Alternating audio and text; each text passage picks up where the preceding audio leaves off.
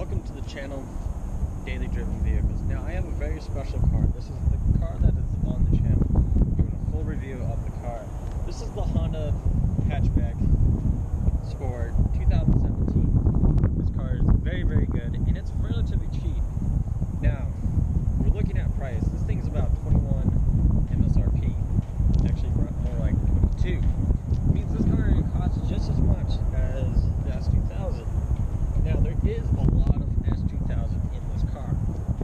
As you can see from this angle, the two spoilers that are on the back, we'll get a better view of them later.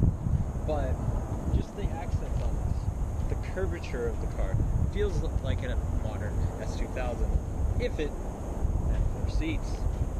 Mind you, this car is a lot more spacious than the S2000, but it gives up space. It gives up engine for space. Whereas the S2000 gave up space for the engine size. Now, one cool thing with the S2000 compared to this car is they have almost the same engine.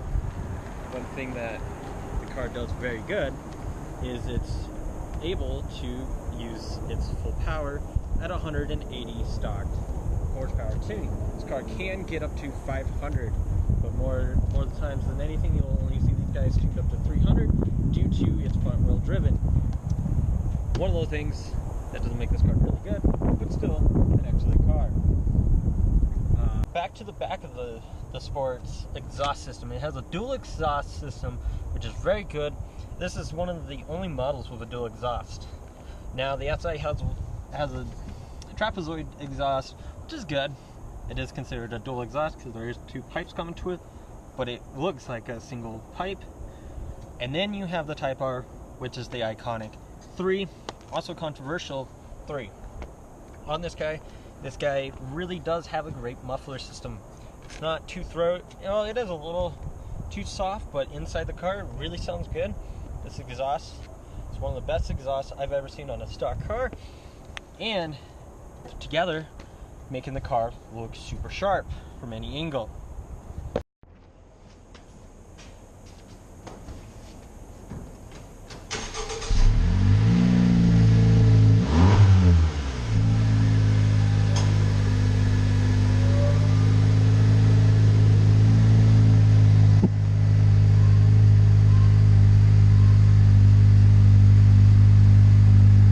Wheels. They're steel aluminum graded alloyed wheels on stock for this model of car, which is kind of nice. It has the black, very aggressive looking wheels.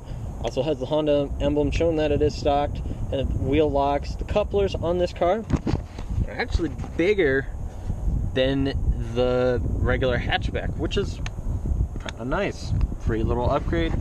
Not a whole lot of people know about. Disc size could have been a little bit bigger, but it is on an 18-inch wheel size.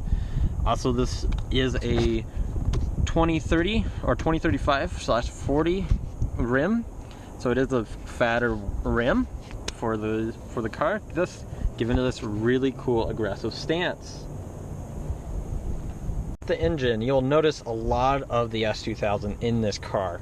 It has the Earth Dreams engine technology, just like that car did, but it is only 4 cylinders, not 6. So they have figured out how to make the engine more usable. It's a really great engine.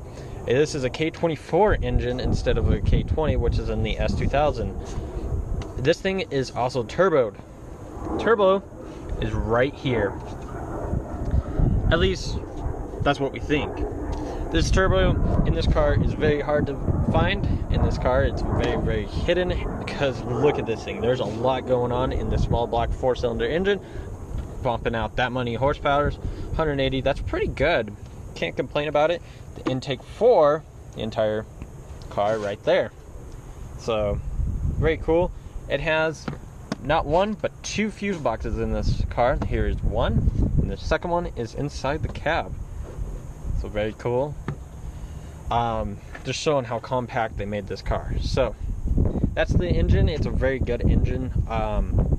Very, very aggressive, but not too loud. When you're outside the car, inside the car, you can actually hear it a little bit better. And cameras will never do justice cars and their exhausts.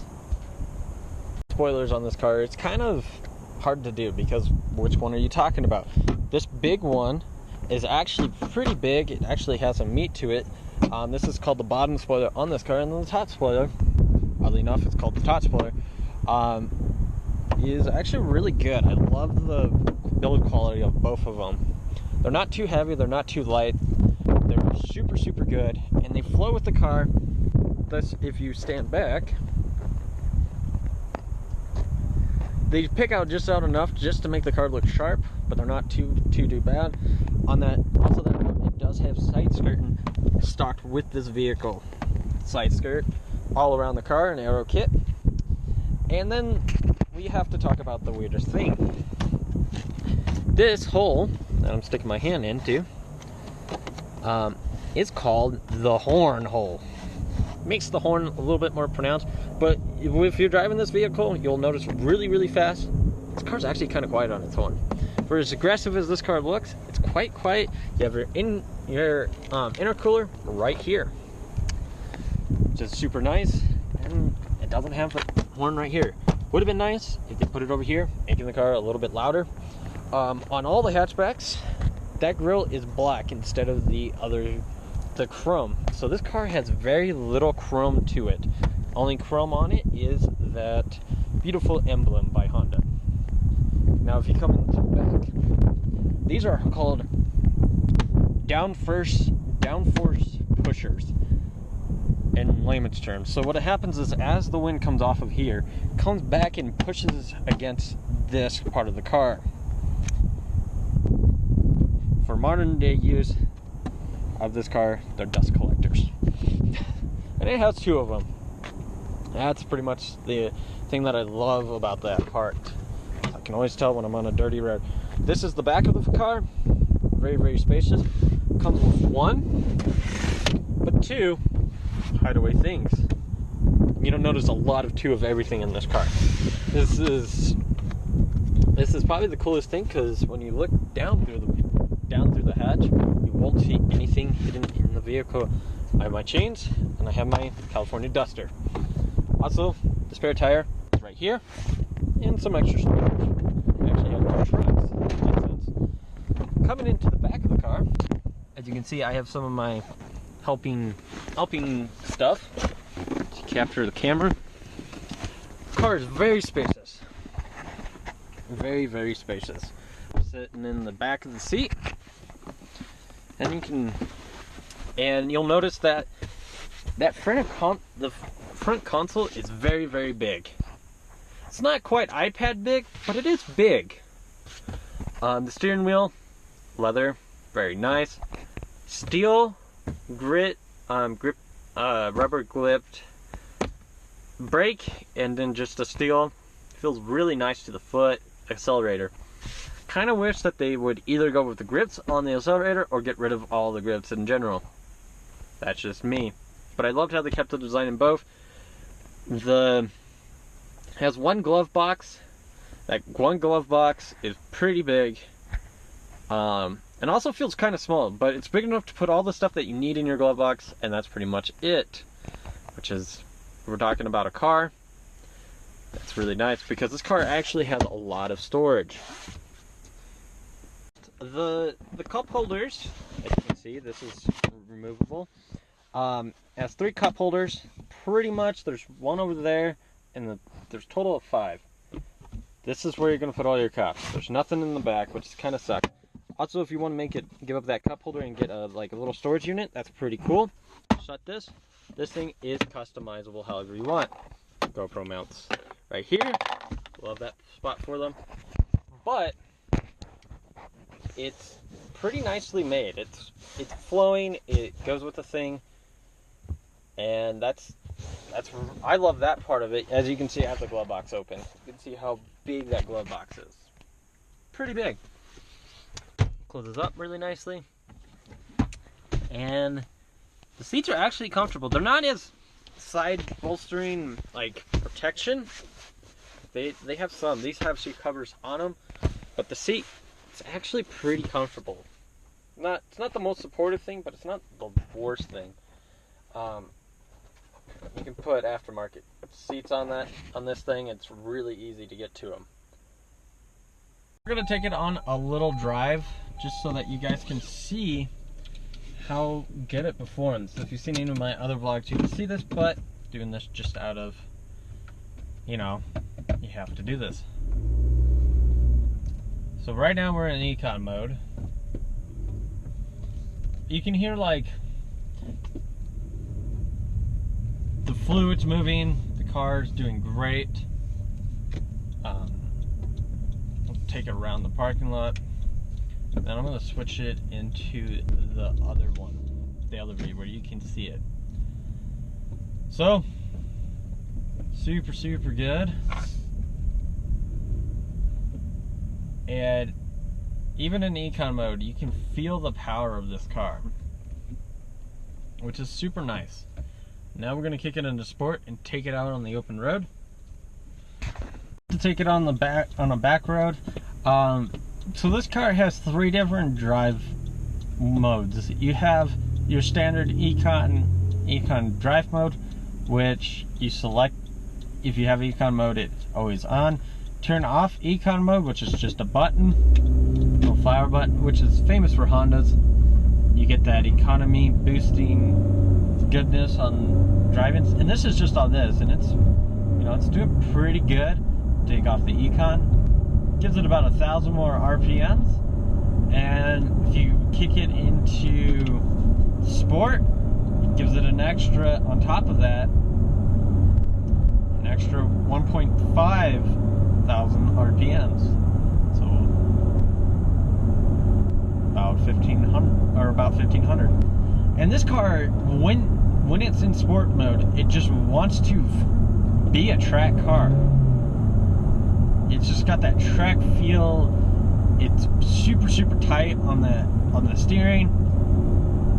On corners, you can just whip it a new one. Hey, look, a Prius. So yeah, that's what's super good.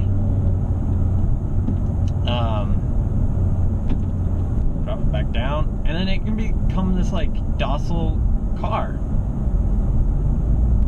It still gets all the sounds, which is crazy. That it can be the super efficient car, just fun to drive, not gonna lie.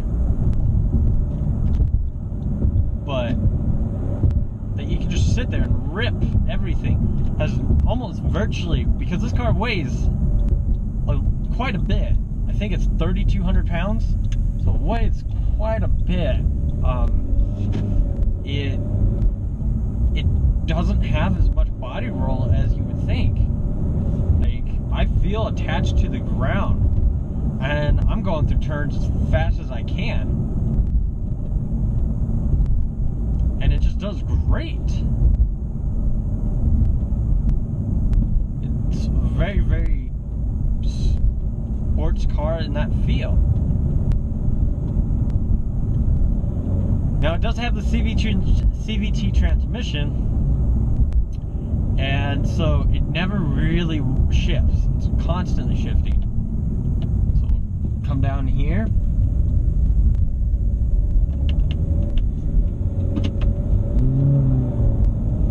And when you're in sport mode, if you hit the paddle shifts, it turns it into an automatic that you have to manually shift the car, which is great, but it also can be annoying. And this guy cannot drive. Throw on this.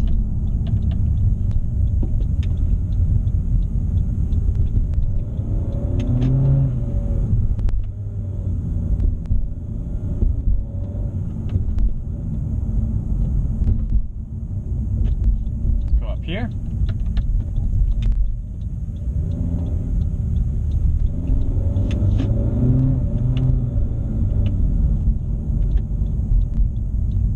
Makes it sound really good. I know I'm in the suburb, but that's the beauty of this car.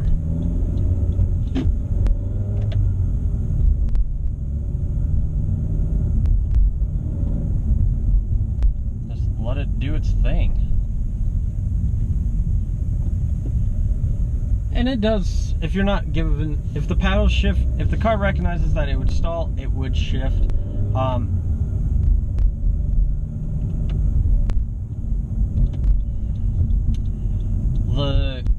car has 8,000 RPMs on the radar.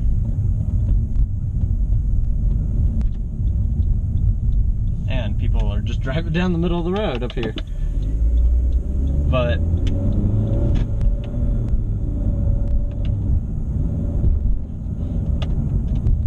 this car's just fun to drive. So that's 8,000 RPMs. The red line is at 6.5. Has 8,000 RPMs on the red top.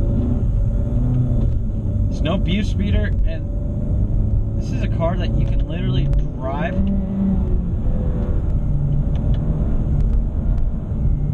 Man,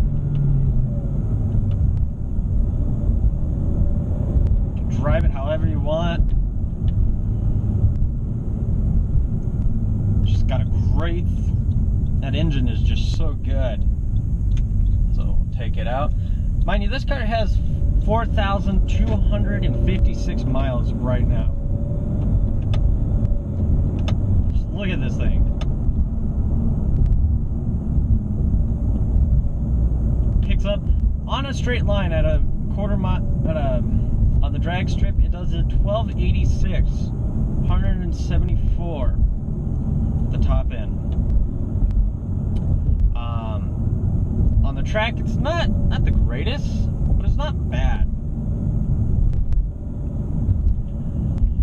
Now, one thing that this car has going for it that the SI and the Type R don't have going for it is that it's got the dual spoilers.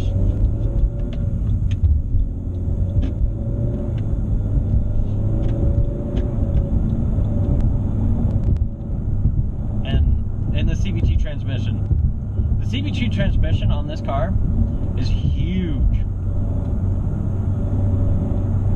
It really is. It doesn't shift. So where a normal car would be shifting and losing power, this thing just does not lose the power, so therefore it doesn't have to worry about anything. But this car is so much fun to drive. And there's people, so I'm going to get back down to the speed limit. And the black grille, it's all stunning when it's all said and done. At the end of the day, this car is a great car.